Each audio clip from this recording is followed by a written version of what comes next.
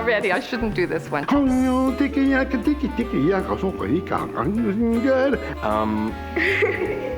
Okay. Oh, sorry. So did you hear about the dyslexic rabbi? We thought he was such a great rabbi. He was always getting to know the youth. He was so cool. He'd go, yo, yo, yo. Turns out, boy.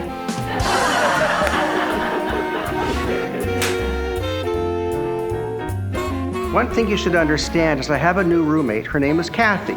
Now, it's not what you think. We're just roommates.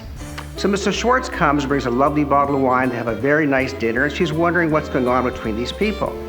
The evening goes well. She goes home, and after she goes, Kathy says to David, David, that wine was very nice that your mother brought, but I can't find the corkscrew. Well, I don't think my mother took the corkscrew. Well, look, I'm not saying she did, and I'm not saying she didn't. So David sends his mother an email, like, Dear Ma, now, dinner was lovely, the wine was great. Now, I'm not saying you took the corkscrew, but I'm not saying you didn't take the corkscrew, but we can't find it. Can you please get back to me? Mr. Schwartz writes back, Dear David, it was a lovely dinner. It was very nice to meet your roommate. Now, I'm not saying you're sleeping with your roommate. I'm not saying you're not. But if she was sleeping in her own bed, she would have found the corkscrew.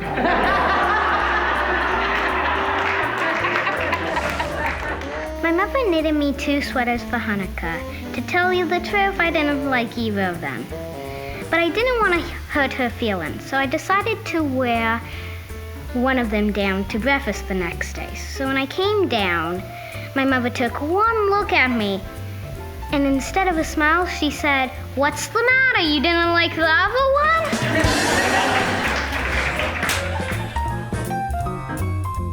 You can bury your wife here for $150.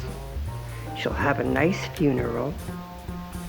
Or I can ship the body home for $5,000. He thinks, he says, you know what? I'm going to ship her home for $5,000.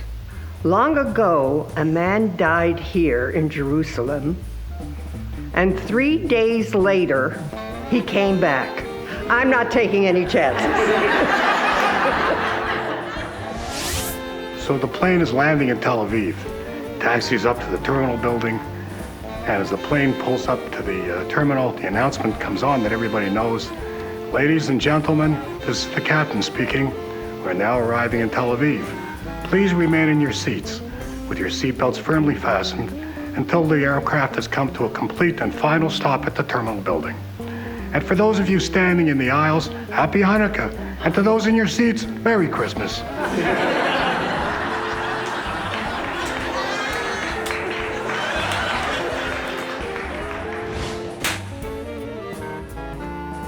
A friend of his runs a costume rental agency, and he goes to see what he can get.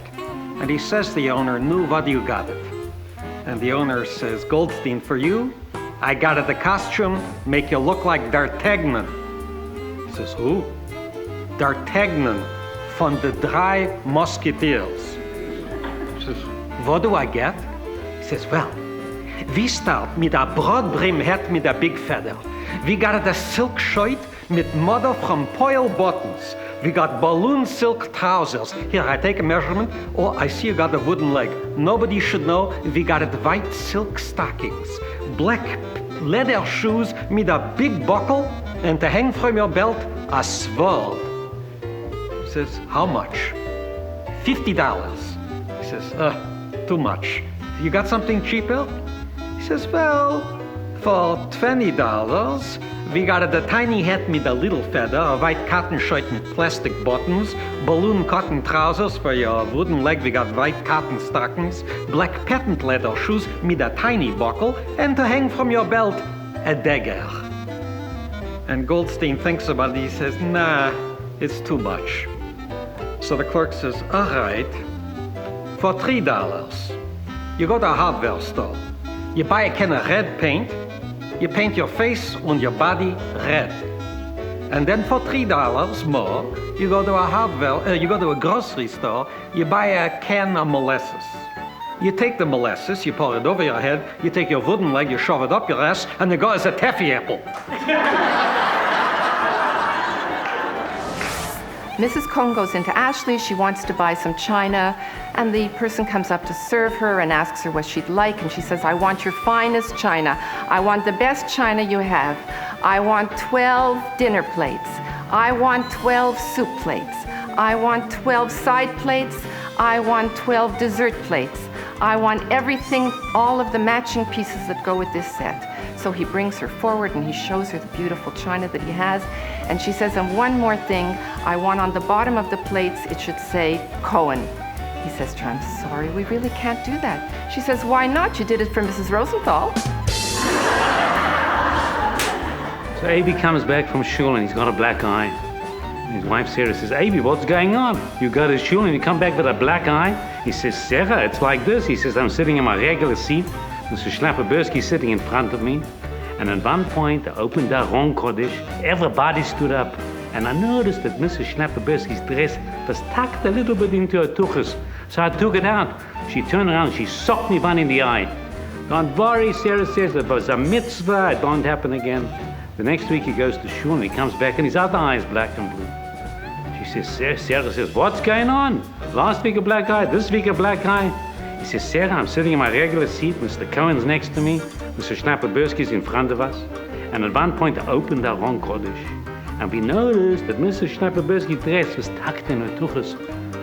So A.B. Cohen took the dress out of the tuchus. And I knew she didn't want it out, so I pushed it back in.